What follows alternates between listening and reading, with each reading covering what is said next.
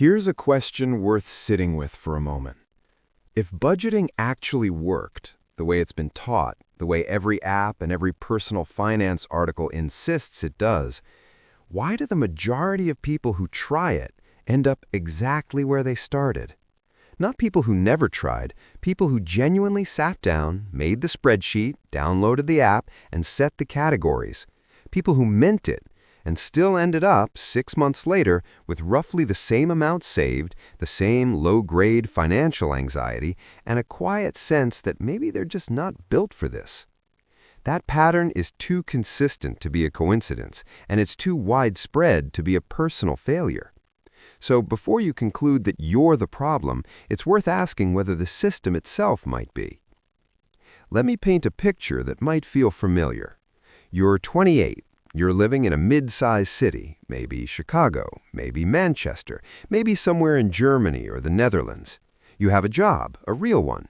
You earn somewhere around $3,800 to $4,200 a month after tax in the US, or the rough equivalent in euros if you're in Western Europe. That's not a bad income.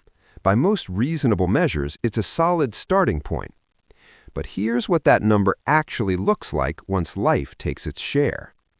Rent, or your share of a mortgage payment, runs you somewhere between $1,200 to $1,600 a month, depending on your city. In London or Amsterdam, that number is higher. In smaller American cities, it might be at the lower end, but it's still the single largest thing your paycheck touches. Then there's your car payment or public transport costs, another $300 to $500 gone. Student loans, if you're American, are probably taking $250 to $400 a month. Utilities, subscriptions, phone bill, that's another $150 to $200 disappearing quietly every month in small charges you barely notice individually. Groceries for one person living a normal life, not extravagantly, run about $300 to $400 a month. Do that math, and you're already at $2,500 to $3,100 before you've gone anywhere, bought anything, or done a single thing that makes life feel worth living. What's left is somewhere between $700 and $1,500, and that number has to cover your social life, your clothing, your healthcare copays, your occasional travel, your coffee, and every unexpected thing that happens, because unexpected things always happen.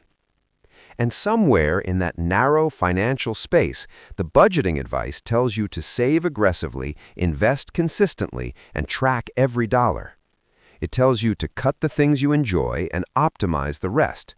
It sounds logical, and it completely ignores what it actually feels like to live that life. Here's what nobody explains clearly enough. Traditional budgeting was not designed around the psychology of real human beings under real financial pressure.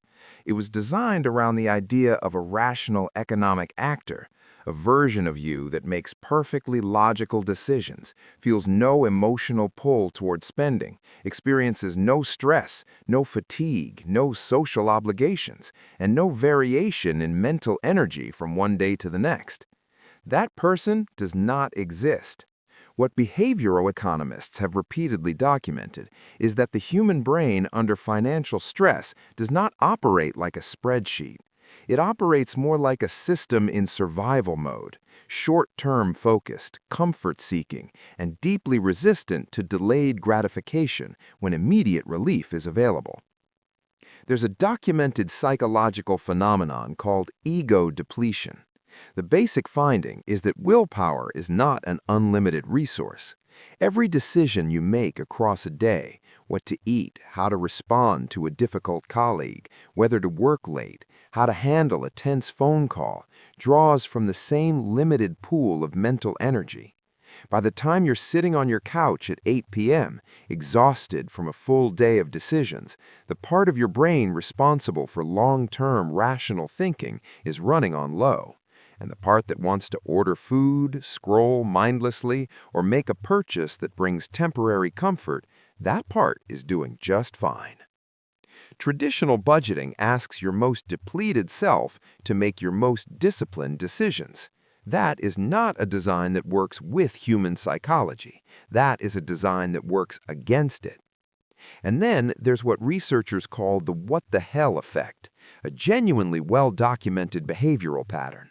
When someone sets a strict limit and exceeds it even slightly, the psychological response is often not to correct and continue. The response is to abandon the effort entirely. You go $80 over your food budget in the second week of the month, and the internal narrative shifts from "I'll adjust" to "I've already failed, so what's the point?" The same mechanism drives diet failures, exercise abandonment, and sleep schedule collapse. Strict rules create binary thinking, and binary thinking means one small break feels like total defeat. The financial cost of this pattern, compounded over the years, is significant.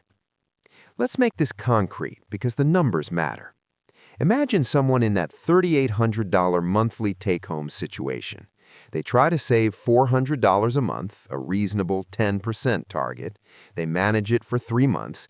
Then a difficult quarter happens. A car repair, a medical bill, a flight home for a family event. The budget collapses. They feel defeated. They stop the effort and spend the next 7 months not saving anything of significance. That's 3 months of saving out of 12. $1,200 saved in a year instead of $4,800, a $3,600 gap, not because they earned less, not because the math was wrong, because the system they were using had no tolerance for the irregular reality of an actual human life. Now extend that pattern across 5 years. The person using an automated, behavior-tolerant savings approach accumulates roughly $24,000. The person cycling through budgeting attempts accumulates maybe $8,000. Same income, same city, same life circumstances. A $16,000 difference produced entirely by system design, not discipline or character. That difference, invested at a conservative average market return over the following 2 decades, becomes a significantly larger gap. Not because of any financial sophistication, but because money that got saved actually existed to grow. The deeper issue is that budgeting in its traditional form is built on restriction, and restriction, psychologically, creates resistance. When you tell yourself you cannot have something, the brain registers that thing as more desirable than it was before the restriction. This is well documented in consumer psychology, and it plays out in financial behavior with remarkable consistency. The person on a strict budget thinks about money more, not less. They feel deprived on days they stick to it and guilty on days they don't. The emotional relationship with money becomes adversarial, a constant negotiation between what you want and what the spreadsheet permits. And an adversarial relationship with money is not a foundation for building wealth. It is a foundation for exhaustion and eventual disengagement. The other thing worth understanding is that financial stress itself impairs financial decision-making. Research from Princeton and Harvard documented this in detail. The mental bandwidth consumed by financial worry literally reduces cognitive capacity available for other decisions. It's not a character flaw, it's a measurable cognitive effect. People under financial pressure make worse decisions about money, in part because the stress of their situation is consuming the mental resources needed to make better ones. This creates a cycle that traditional budgeting cannot break, because traditional budgeting adds cognitive load rather than reducing it. So how do people who actually build financial stability over time approach this differently? The honest answer is that most of them don't budget in the traditional sense at all. What they do instead is design their financial life so that the most important decisions are made once, structurally, and then removed from the daily decision-making process entirely. The mechanism is simple, but the psychological shift it creates is significant. When income arrives, a fixed amount moves automatically to a savings or investment account before it enters the current account, where daily spending happens. Not as an act of willpower, not requiring a good day or a disciplined mindset. It happens because it was set up to happen. What remains after that automatic transfer is treated as the full available income, not a budget with categories and limits and guilt-producing overages, just the money that exists for this period of life. Spend it reasonably, live normally, and the important thing has already been handled. This is sometimes called paying yourself first, and the phrase is so commonly used that it's lost some of its actual meaning. The point is not motivational, the point is structural. You are removing the moment of choice that human psychology consistently loses. You are making the right decision unavoidable instead of making it dependent on willpower. In Europe, where mandatory pension contributions and healthcare systems reduce some financial variables, the same principle applies to discretionary saving and investing. The automatic transfer removes the negotiation.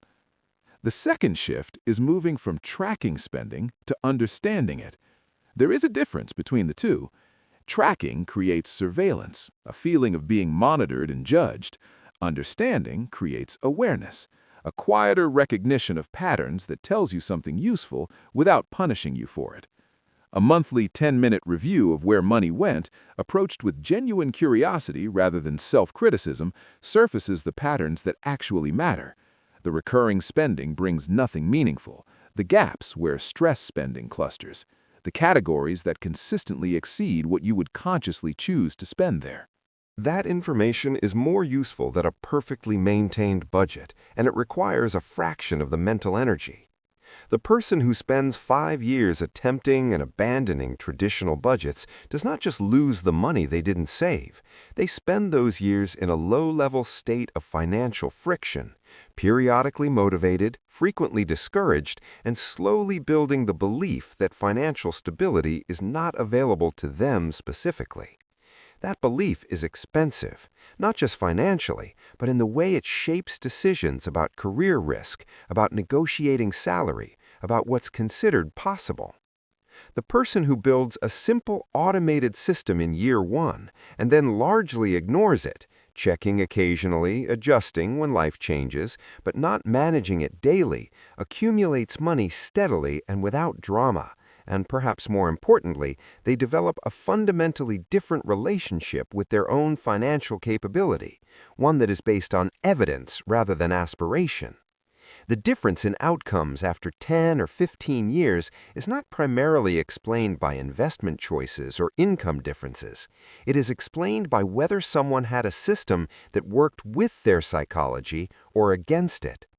There's something quietly important in recognizing that the reason most budgets fail is not a personal one. You are not undisciplined. You are not bad with money. You are a human being using a system that was not designed for human beings, at least not for human beings living under the ordinary pressures of a real modern life. The approach that actually works is less dramatic and less demanding. It asks less of you on your worst days, and it doesn't require your best self to show up consistently. It just requires that you design the important decisions once and let the structure carry them forward. That's not a financial trick. It's just an honest accounting of how people actually work, applied to how money actually moves. If you found this useful, a like or a subscribe tells the algorithm that this kind of calm, honest content is worth recommending to someone else who might need to hear it.